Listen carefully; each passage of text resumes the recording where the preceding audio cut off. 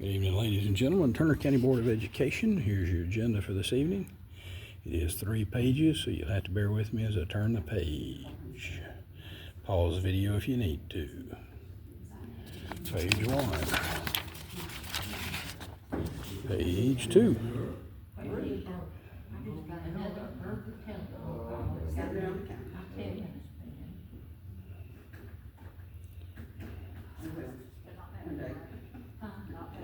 A lot on the agenda tonight. A lot of student presentation matters and things.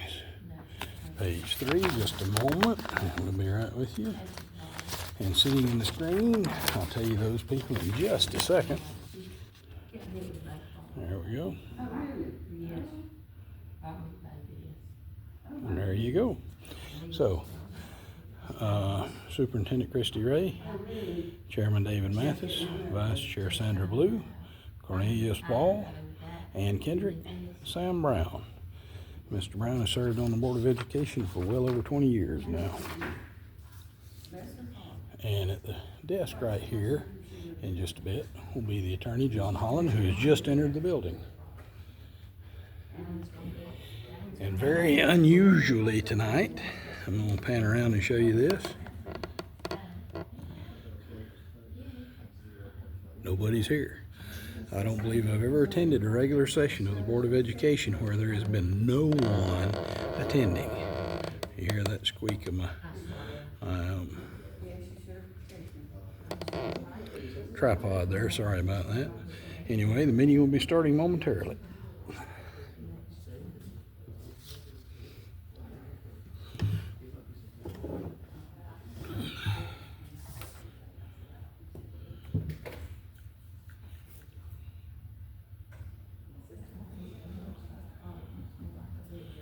Here comes some folks.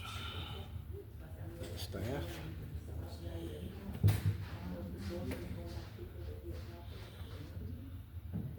You're usually here by now. Here's Liz Walker, Financial Director. That's Miss Zetta. Hey, Ben. Hello.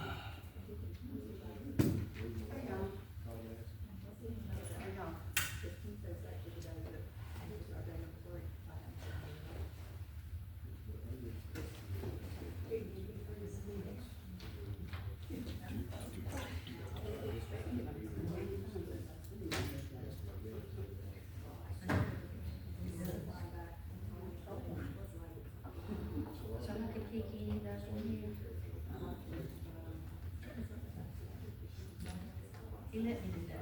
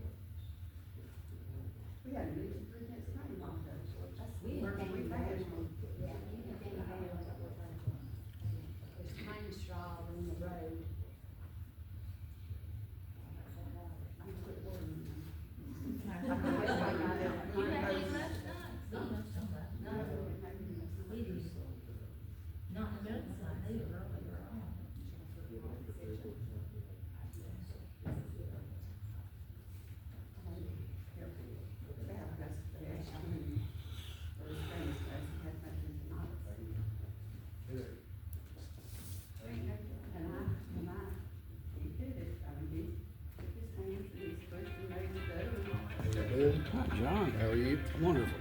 Good, good.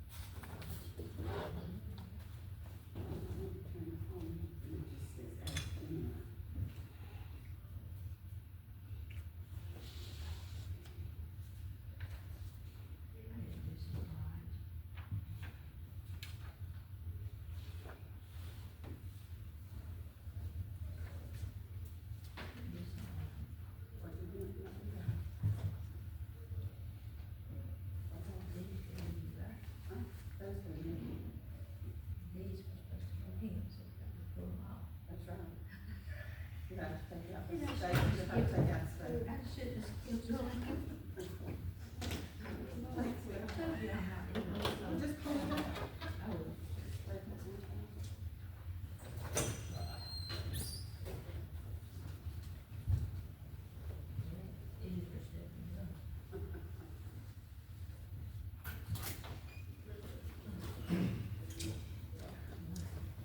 evening, everybody.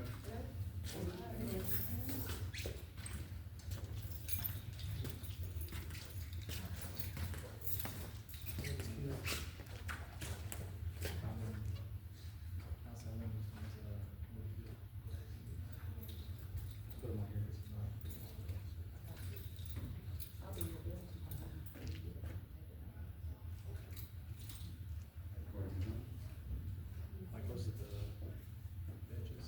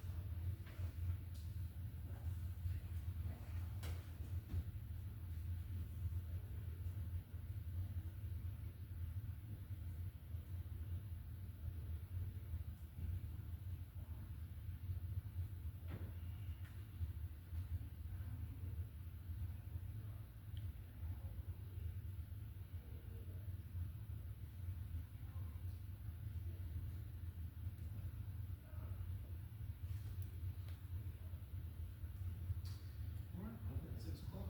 We'll get started. If you would, one stand for our invocation. Ken, would you lead us in prayer? Heavenly Father, we thank you for another day, for another opportunity to gather and do business for the school. Thank you, Lord, for the rain you've sent. Thank you for everything that you do for us. And I pray that we would make decisions and discuss tonight what's best for the school. Thank you, Lord, for everything for us. In your name, Jesus, I do pray. Amen.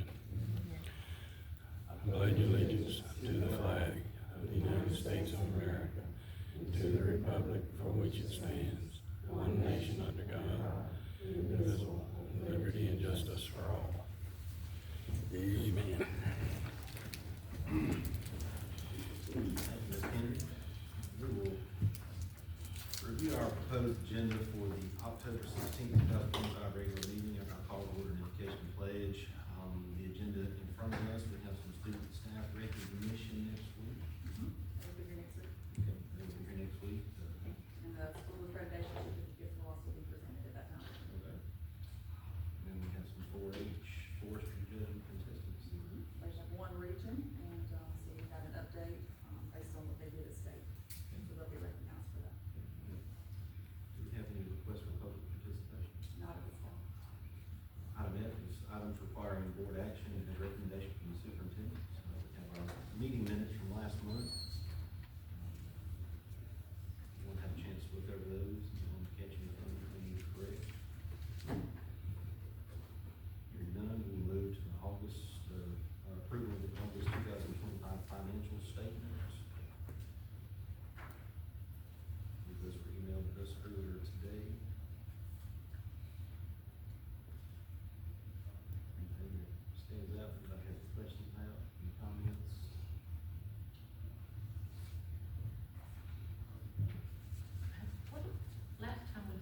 moving money over from one account to the other. Is that on here later? It is, yes, ma'am. Okay.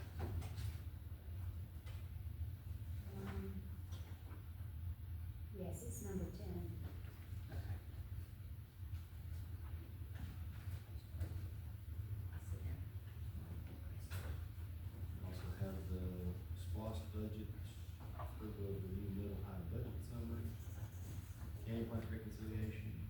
Anybody have any questions? Did you pass? On the canning plant, I know at the beginning of the year, we spent a good bit on cans, have we become income of those funds back? Yes, actually, we've got, you'll see where, I'll specifically look at that as well, Early County paid almost $5,000, $4,999. No, I was saying, have we made the amount of what we paid? No, not That may be not- more than 1 year process. Those cans It's were more more than than 1 year. yeah. Last year they did more than this. Yeah, it's usually about every other year. About 2 million.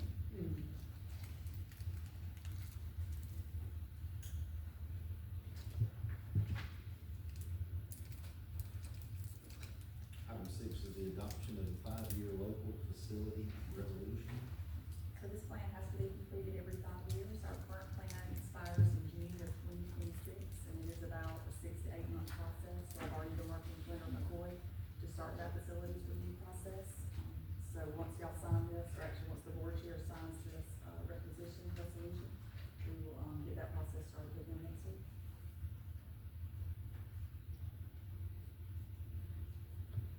Questions? See what we just did? That's all we did. It passes by fast.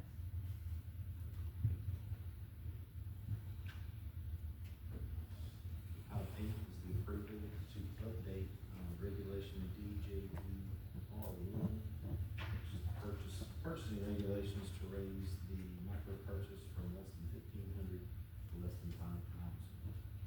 There is one item before that one. Number Sorry, seven. I'm sorry, I apologize. It is, item 7 is the approval of the additional kindergarten teacher position. So as you know, we had a person in that position, a retired teacher, and we had hoped that that would work out. There were some issues, it did not, so now we're at the point where we need to hire, and post, and look for someone to fill that vacancy. We try to fill it from within, we should get some people around. Mr. Sims is here and can speak to that, how we tried to think out of the box and make it happen. Obviously, the reason for the trim to begin with is because of the budget back in the spring. We are in a good place now where we can fund that position. We wanna make sure every time we have a position that we have the students to support it. We have had additional kindergartners enrolled, and that was, like I said, we had made it work for the beginning of the school year with the retired teacher. It just did not work out. Mr. Sims, I don't know if you wanna add anything else? And basically, we were hoping that, she would stay there. We have a teacher there who's getting through with her certification, but she's not ready for that responsibility fully right now. We wanna make sure we provide the best educational, experience for our kindergarten students moving forward. So, basically, and that person may be the one that be there next year, but I just wanna get someone in so we can make sure we get those kids the education they need this year, because kindergarten is so critical to their development. What's the average number you have in the kindergarten? Right now, we have 87 kindergarten students enrolled in Kern County, so pretty much that's an average of about 21. Right now, every one of those classrooms have at least 20 kids, even with 4 classrooms.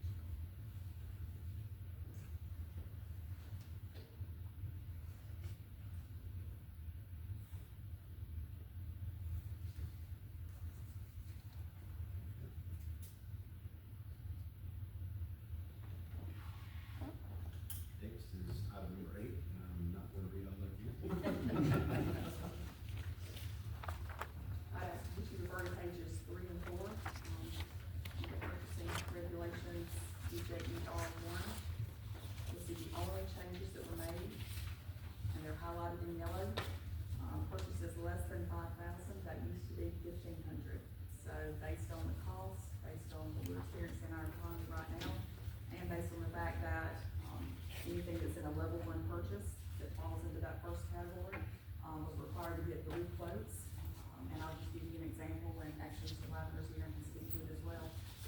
there was an AC unit that went down, and so by the time that we got the three quotes for the part, decided which quote was the best quote, which we knew from the beginning, based on experience and who we worked with in the past, who the lowest quote would be, and got the part ordered, and then had to, I think, reorder it 2 or 3 times. So we're talking weeks that there was not air conditioning in the offices, community center, and elementary school. We could have just gone ahead and purchased that part from the original person, and 2 or 3 weeks having AC versus not having AC, if this policy had been different, just based on the cost and the fact that we had to get the 3 quotes. So it's just examples like that, just because the day and time in which we live, we're asking for that 1,500 to be raised to 5,000, and the 3 quotes should be, no longer applicable for those level 1 purchases at that rate.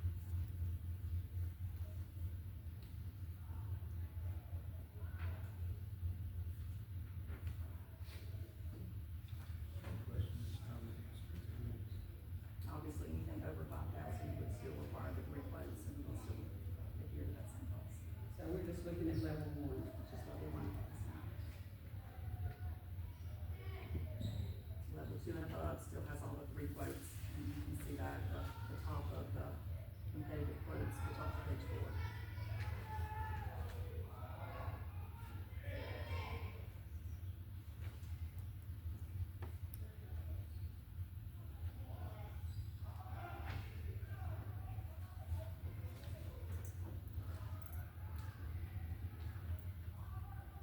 No questions, we'll move on to agenda item number 1, the approval to close the Georgia Fund Letter account.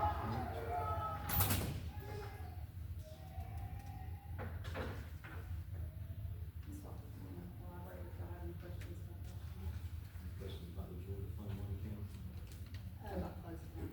Yeah, the Georgia Fund One, account 75752322963 is the account that we opened strictly for bond funds. The law requires that whenever we receive bond funds, they must be kept in an account totally separate. And those bond funds we've used them all, and you'll see on your, financials that I think there's $3.23. I keep trying to get it out of there, but then they'll send me a few more pennies in interest. So we just need to close that account because we don't have any more bond funds coming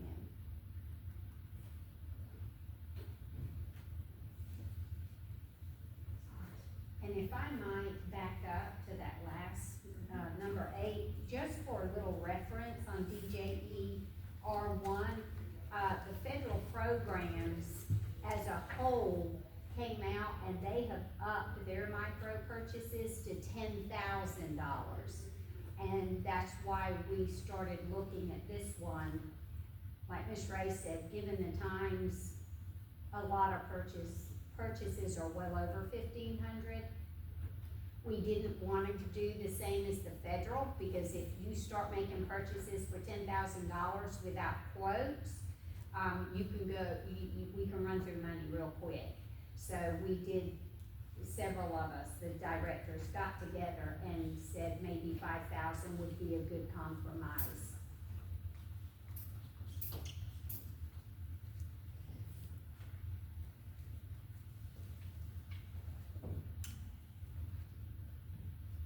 Thank you for the further explanations. Anyone have any questions? Hearing none, we'll move to item number 10, which is the approval to transfer $486,500 to capital projects from the $3.5 million previous transfer from the general fund to Georgia Fund 1 to pay the furniture invoice. Elaborate on that, please. Right, that's what we talked about last month, Ms. Wood actually just referenced. Yeah, and if you'll also look at your SPLOS 5, I did make some changes on SPLOS 5 to show. So, something you haven't been seeing, at the top of SPLOS 5 in the first white row, it says, SPLOS 4, facility repairs. When I took this seat, Dr. McDaniel and Sharon Barber kept SPLOST. They continued to keep all the records and all of that. Well, when Sharon Barber came to the high school, SPOS was passed over to Suzanne Wilkerson, and Faye would do these reports, and Suzanne was keeping the books. Somewhere along the line, there was a discrepancy between the two ladies on the bookkeeping. So that's when I got all of it and had to go through and reconcile it, and I told them I would just take it from there. So in doing that, what I did not know was that, and what they didn't know, when you have a SPOS referendum, it's good practice to open a new fund. So SPOS 5 was Fund 302, SPOS 6 is Fund 303, SPOS 7 will be 304. With all that said, when they were keeping the records, they never carved out what was left of SPOS 4. So when I was going through and reconciling, I said, wait a minute, there's funds here that we still had from SPOS 4 when SPOS 5 was started. So I thought it was important for y'all to see what was left of SPOS 4 when SPOS 5 came into play, because it was all kept in the same fund. So I put that on there so you could see. Now, if you go down to the bottom where it says cash available for projects, you see that it's a negative number. The only reason that's negative is because the outstanding purchase orders, we've got the furniture purchase, which is on there. And since we first talked about moving the funds, we have to pay $7,500 for the air conditioning, to Max Air for the air conditioning up here. Was it not a coil? Yeah, call for one of the units for the gym. Okay, so that was $7,500. We've had some expenditures, is my point, that has come out of SPOS 5.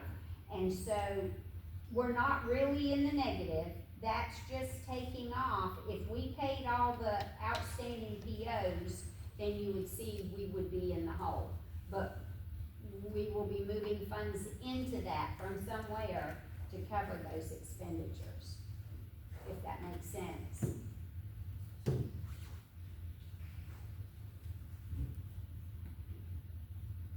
But I did think it was important to show that there was SPOS funds from SPOS 4 at the beginning. Otherwise, how would we have had any funds left in SPOS 5? I don't know, I was just in doing the financials, I thought y'all needed to see that.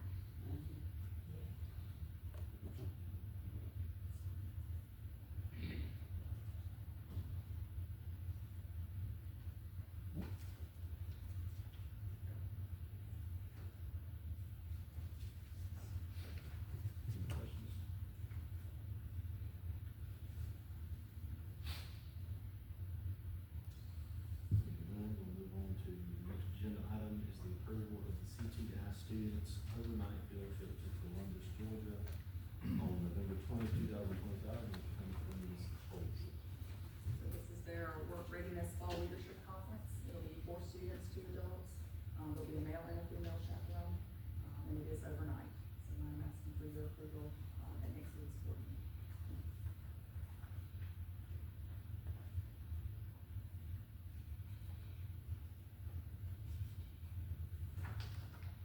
I don't like this form.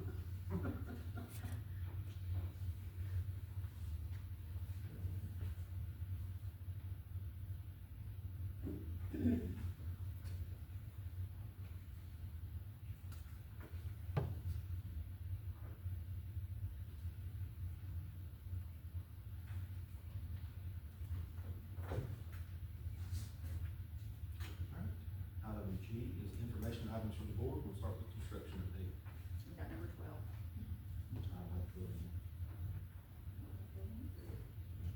Your approval. Approval, equipment for small foods.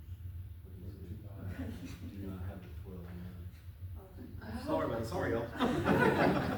Do you have this? I do have that, and I was wondering what it was, but I figured Apologize. we'd get to that at some point, so you get right So we are asking the board to approve, equipment purchases for a new pizza program that will be held at the middle school, high school. So it's $32,365. Goes along with that estimate quote, and you'll see on page 2, the Smart Map Pizza program, and a description of that program. And Mr. Gomez, he can expand on that further if you have any questions. Something new, exciting for our kids, they've been asking for something different. So this is us trying to provide that for them.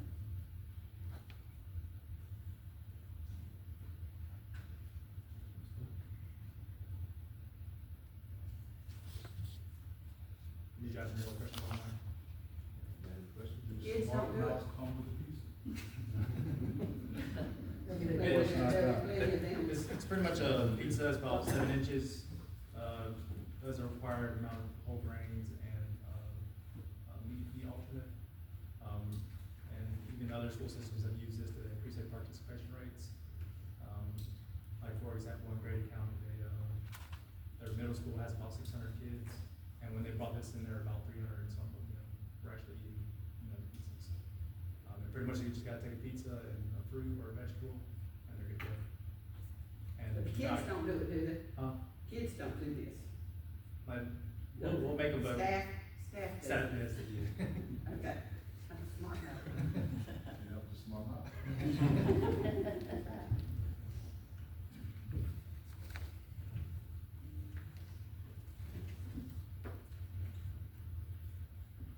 Assuming there's not 13 hidden. There's not. Okay, we're gonna go to information items for the board now, with construction update. So we do have a lot of construction updates, as you can see from what's going on behind you with the big machinery and the buildings that are no longer there. There's been a lot of demo work that's been going on the last 2 weeks, a lot of site cleanup that's already happening. Still a lot of work to do, as you can see, but they are making, excellent headway. The demolition is, actually tracking completion, probably today or tomorrow is the plan. And then the site contractor, for site demo, and then the underground work to start to come right after that. Right now, the underground work should be completed by November, and we should see poured concrete in December, for all the new slabs for phase 2. As far as all of the things that were on the original punch list that we discussed with JCI, all of the things that kind of got us at 99%, but we weren't completely finished with phase 1. They've got 6 subcontractors coming in this coming fall break, which is gonna be Friday, Saturday, Sunday, Monday, this coming weekend. And those 6 subcontractors will be doing all of that work. They'll also be installing the stair treads on the grand staircase and on the back staircase. Those have arrived, so they'll be installing those as well. Our current contingency is approximately $800,000, and that does include $188,000 for the plumbing contingency, so we're still sitting at about $1 million that are available to us. One of the items that was BE back in the day, was the music room panels. I talked to Mr. Mathis about that, and he recalled there being conversations about that. They're $32,000. Since we're in such good shape, and the music room panels really are essential, to make sure you've got that quality sound in that room, we have added that back in. So we're working on that design process and what those panels will look like, in that new band room. Also the monument sign, I had I Kyle. guess I'm a little confused, Okay. because I thought that at one point, there wasn't enough room, and we were That's right. leaving bands where they were, music where they were, so. It was discussed, we talked about it. So they're not being abandoned phase 2? No, no. There wasn't enough space in the current layout to have all the classes, so that band and music would stay where they were. I thought that's what we discussed. That's what we were told in terms of the layout, when all the classes were put on the schedule. there was In not order enough to room. see if they were legal. Cause I think it was something at middle school, there was a couple of classes that there was no room for. And we were told that we would just, make some renovations to these buildings. We have made room, we've got room for all of our classes for middle school and high school. Currently, the only program that's really, I guess, homeless at this point is our certified nursing assistant. And, we're making that work right now in No, order to I see. don't mean doing the renovations, I mean, after the building is built, we were told that. So what were the spaces in phase 2 gonna be for? Okay, yeah, there's a rifle. Well, I know at range. one time, Kyle said he didn't even know you had a middle school ag program. I know she's in a room, but There was a couple of spaces there like was that. several things. that- Like Yeah. special ed was one. Some sped classes, there was ROTC, it was a couple of things that we didn't have space for. That we So the ROTC room and the band room, we decided, or we talked about leaving them where they are, just make some renovations to the old building. So then the spaces that are being built in phase two, what we're gonna be their purpose? The spaces that on the We're gonna plans move say whatever ROTC. didn't have space for it. I don't know, is the state gonna allow that? That's on the plan. Because they're designated, I mean, on the plans, they're designated as, You guys are asking us questions, y'all. well, I mean, I'm just, I think we've done, overstepped that anyway, so. They're designated ROTC band chorus, I will say right now, everywhere has, every every place. has a- everybody has a home right now. So I don't understand why we wouldn't move them into the new building, but No, I'm just going by what we were told. You guys said there was no space? Yeah, everybody has a home, we're good. Like I said, except for healthcare science, we knew that would be an issue for this year. So this phase two is the healthcare, So it'll extend the college and career academy, so healthcare science, rifle range, band, chorus, ROTC, and the gymnasium.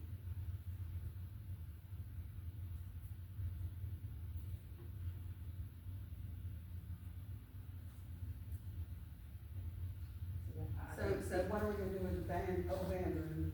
I have some plans and some proposals for phase three that I'll have on the agenda to discuss. But with we y'all. ain't got money. On October 28th, we've got some plans to discuss with that $1 What million, we're gonna do this time. with the $1 million contingency if it's still available. But we don't have $1 million contingency. We do at this point, You said 800. 800,000 plus 188,000 in plumbing, so that's 988,000. Okay. Right. We'll see, we'll see. So that's to be discussed at the end of October. Any other questions about that part? All right, we still have the issue with the power relocation. We know that's actually gonna have to come out of contingency. We know that the power relocation for the band building is what was on us to begin with, and that rate was around 56,000. The 200,000 which was proposed to move the other power was what I came to y'all and said, I don't feel like that's entirely our responsibility. I've talked with JCI and their Altman, there's the conversations taking place on that being a shared responsibility. Not only is it gonna be shared, is the discussion, but it's also gonna be significantly decreased in the proposal. Instead of 200,000, we're looking at less than 100,000 total because of the way that I think I mentioned that in the last month's board meeting. Instead of moving all the power, we're gonna leave some of those power poles where they are, and we're gonna lose a couple of parking spaces in that back parking lot. So we decided not to move it and save cost and lose a few parking spaces. So, as soon as I have more pricing on that, I'll definitely let you know. There still needs to be some concrete poured for ramps, and that will be out these two sets of doors here. That'll go straight to that parking lot, so you don't have to walk with the grass and the gravel and the dirt. Our options for our pond, our privacy pond, fencing, their first solution did not appeal to any of us. I think we're all in agreement on that. So they've already got one other option that they presented to me, and it's basically wood slats. If you see the little skinny wood slats that go inside, those type fences, they can come in different colors, so we can get a color that matches the brick, a color that's a neutral color, a lighter, beige, whatever color that we would like. That is an option. Another option is to take the privacy down completely and then do landscaping. So right now, they're getting some sections of that black fence, the privacy fence taken down, and they're gonna put up some of that wood slat, just so that we can kind of see what that look would be. And if we still say that's a no, then we'll get credited back the $8,500 that they used to build the first spring fence, and we can apply that towards landscaping. For Mark, 'cause I don't remember, what was the issue with the law? There were some people who complained, and I'm assuming it's the neighbors that are right there facing, right off Whitten, that it was an eyesore to the community, so that there needed to be some type of screening put up, some type of cover. Now, it still is gonna be cleaned out, that's something on JCI's to-do list, they will clean out that whole pond area. So it will look better when they obviously do the clean out. Well, that was my thing, They will, that's it, it don't look good, like I said, for looking. and that's on their to-do list. If they were complaining about the way it looked prior, they gotta be complaining about it now. You block visibility, Yeah, that's bad. you can't see the traffic coming down the road, so it may be a danger, I haven't even thought about that part of it. Right, so like I said, the wood slat would still be, there would still be blockage there. It's not gonna be a secret. That Ms. Blue's suggestion of The landscape. landscape, maybe the safer route, but I never considered the fact that people can see something. Well, I think think the that- fencing, I think it needs the fencing, Well, the but, fact that the fence was cool, right? and putting the landscaping on the Yeah, inside. it needs fencing, but I Tall think they grasses just or wanted whatever. some decent landscaping, I don't mean to spend thousands and thousands of dollars on landscape. But I'm talking about those plume things, you know, what I'm talking about, big grasses, you know, around here and there, that would soften it up tremendously. That's another holding pond, literally right down the road. That's right. It is awful. So, I guess I'm concerned, I guess that's just my. I looked at it, and I thought, I think, wow, that's an awful thing to be in front of our school. You know, when I looked down Yeah. at that thing. They really don't look bad. Just- I just think this It's has, like a holding pond. but it needs to be clean. Yeah, that's right. So JCI still has work to do on the Yeah, inside. I didn't realize that. So yeah, I'll continue to keep you updated on that. There are some canopy issues from the phase 1 to phase 2, where the demo is taking place. Those canopies where you're looking for the ROTC and the band, all of those overhangs, it's not part of any type of discussion that we know of. Now we've had a discussion because there are things that are not gonna connect, there are drainage areas that are not gonna drain properly based on the new building connecting to the old building, or to those canopies. And so there are gonna have to be some additional costs there, we're looking at getting quotes, so as all these things come in, you know, I'll keep you updated. Making sure that the drainage is obviously a priority, we don't wanna build a new school and then have any type of holding or, you know, major area right there in front of the school. We have the storefront issues, the storefront colors with the bronzing matching or not matching, lack thereof, and so we are not gonna have any costs at all.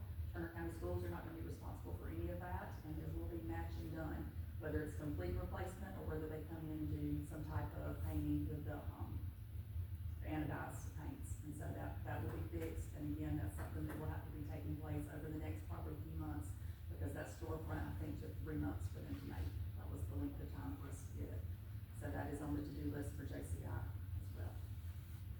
And then as far as any, additional, let's see if I have anything else. The brick pavers, for the brick paver project, ones that we personalize, those are all in. So I've talked with, JCI and John and Martin about doing the install for that. And it would take a couple of weeks, obviously, to do prep, and I didn't want it to interfere with our open house and ribbon cutting that we have going on this week. So instead of starting it last week, I'm gonna have them start that after the open house ribbon cutting. So we'll have the brick paper project, which will be out there in the front of the school, right next to the exit when you're leaving. Where the main entrance and the main steps are to your right, there's a really nice flower bed area and grassy area right there to your right, next to the flagpole, and that will be the area for the bricks. So that everybody sees it as they walk by. And I think as far as construction, that's all I have. Unless you have questions.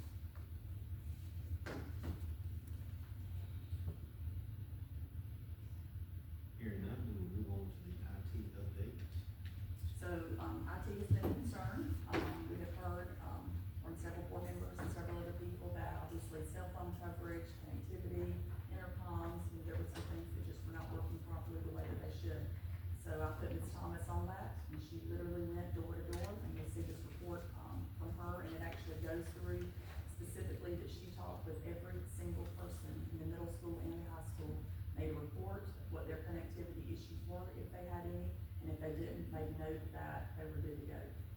You'll notice at about 2/3 of the way down on the first page, her report concluded with, there were, only 3 people who said they had connectivity issues. Mr. Rogers, Cushing, had some issues that were resolved that next day. And then Ms. Nixon, had some issues that they actually created a help ticket for, our SRO officer. All other employees reported no connectivity issues, and when no issues were reported, she marked their room with a check mark on this map, which you'll see also included in your packets. So if you're looking at the bottom of page 1, starting there, that bulleted list, all of those people reported no connectivity issues at all. Now, when you get to page 2, that second bulleted list were people that, when she talked to them verbally, face to face, these are the issues they reported to her. Still wasn't connectivity issues, but they might have wanted, batteries for the Chromebook, so they might have needed assistance in setting up their wireless keyboard. You know, it was technical help needed, but not necessarily with connectivity. she did a follow-up, that was about beginning of September, middle of September, and then she also did a follow-up after that, with the 2 teachers that she had missed, and then also didn't have any issues there. And then, of course, her next thing to do was to follow up to make sure that wasn't just a one-time thing. She went back to them again, still no issues, and now sent out multiple emails asking for anyone who has an issue to please submit their help ticket, so that the technology team can be aware of it. But, as far as connectivity and intercoms are now concerned, we're in great shape. I cannot say the same for the cell phone coverage. That is still an issue. And the cell phone coverages, the quotes that we have received are huge. And that's 200,000 type quotes to bring in some type of, I don't even know what the word is. Ben, do you know what they were called? Some type of boosters. Yeah, just cell phone signal Yes, booster. cell phone signal boosters. Is there a product out there that would work for all cell phones? I know that was one of the things she was trying to find. I know there were some, if you go through particular companies, so you went through Verizon, you went through AT&T, yeah, they'll come in and put one in, but basically if they put it in, It shuts down. they're gonna shut down everybody else's service, so, Right. I mean, unless everybody's got the same cell phone provider, so I know she was looking for, trying to find a booster that would work. I think there's some out there, but cost-wise, I don't know what that would be.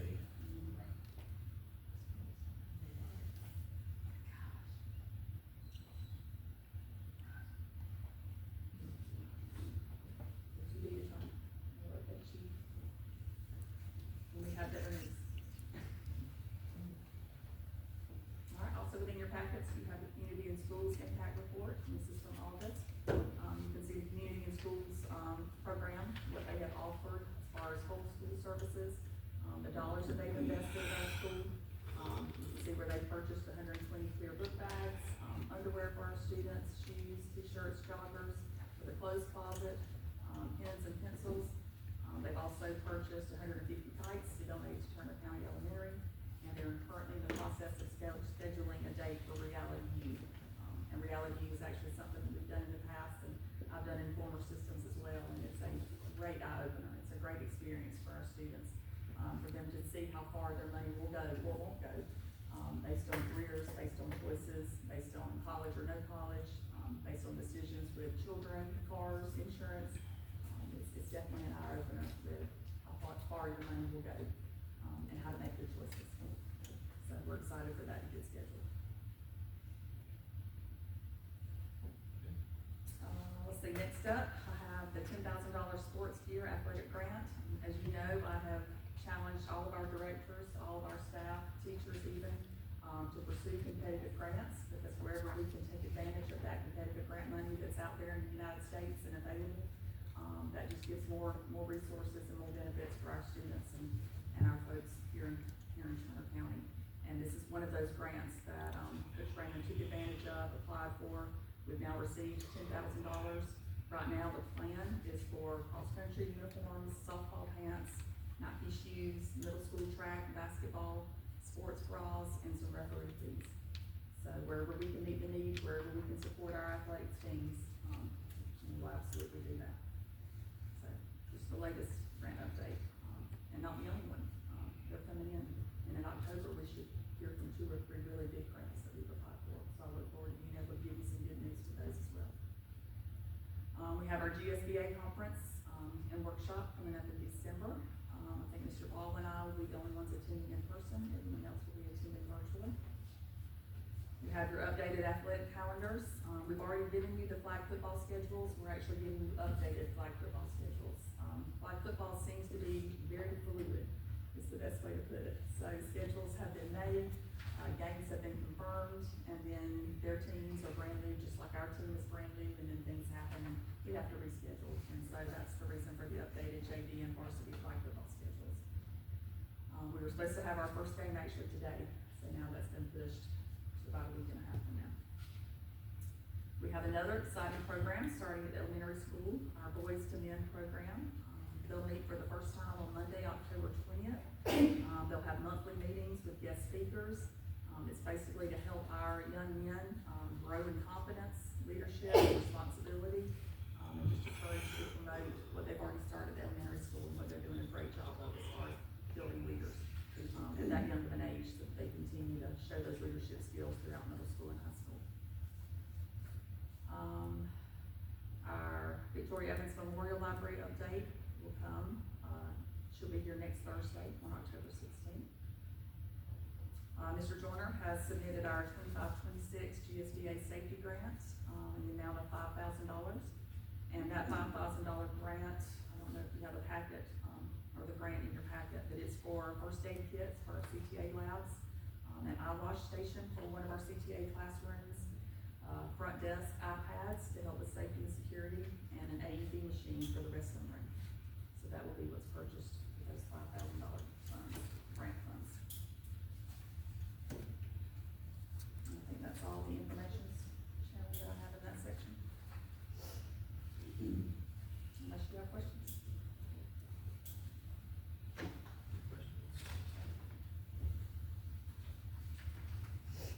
We will move on to items from the business superintendent. Beginning with the community strategic planning session, Southern Georgia Regional Commission. So SGRC, actually over the last 4 to 6 months, have been coming to Turner County, meeting with a group of community leaders, business leaders, elected officials within Turner County. I was representing obviously the school system. We just completed our 4th and final session this past week. So that SGRC report will be coming out. It will obviously impact every single business, public schools, because everything's touched through SGRC. So that's why I thought it was important to have a voice and to be a part of that. What the final report, will look like, we haven't seen it yet. But basically it talks about everything that's private land versus what's industrial zone, business zone, potentially what could change, if it's 5 years down the road, someone decides to sell and zone it differently, and how those resources could be used.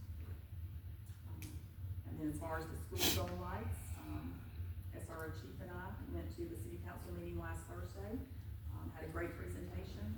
They asked a few questions that seemed very interested and positive and open to assisting us with these efforts. One of their questions by one of the city council members was, what about the county? Has the county been, have they been approached about sharing this cost as well? And my response was, that's our next meeting. And so, SRO Chief is actually scheduling that meeting right now, so that will take place in October as well. So I'll keep you updated. The board, I'm sorry? What would the cost? $15,000. And that's to put them on both streets, on the side of the school and in front of the school. Our board retreat planning, October 28th, we are working on the agenda, but if you have any items that you would like to be included on the agenda, please let me or Chairman Mathis know, so we can get those added and have those items included. Cogni and district accreditation, again, that's something that has to be completed every 5 years. We have to complete the candidacy review, that is the next steps. It is a huge undertaking. I'm not gonna try to minimize the efforts. I led it in my former system over the last 15 years, every 5 years. But I can say it's the right work. It's the right work that the schools need to be doing to make sure they're all moving in the right direction. Making sure that student achievement, culture and climate, relationship building, professional learning, assessments, all of those are the focus. And so once that candidacy review is completed, and it is a multi-part, there'll be a candidacy workbook that I know Mr. Joyner has already started on. There'll be diagnostics that have to be completed within that Cognitive Improvement Journey platform. And then once we schedule the candidacy review, then that's where we get to finding out actually what the work is going to look like, or when they come actually into the system to observe us, review all of our materials, go through all the diagnostics that we've uploaded. We are tentatively scheduled to do that next fall. So next fall of 2026 would be when Cogni would be here. They have not opened up their scheduling yet. Usually they don't open it up until closer to Christmas for the next school year. But once it fills up, and if the fall fills up quickly, then it may be in the spring. But we will have that Cogni 5-year review during the 26-27 school year.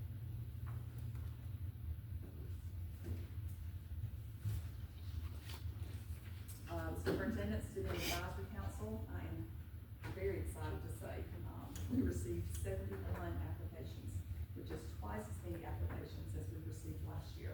I had students asking over the summer when the application process was gonna open up. I've had them asking during the month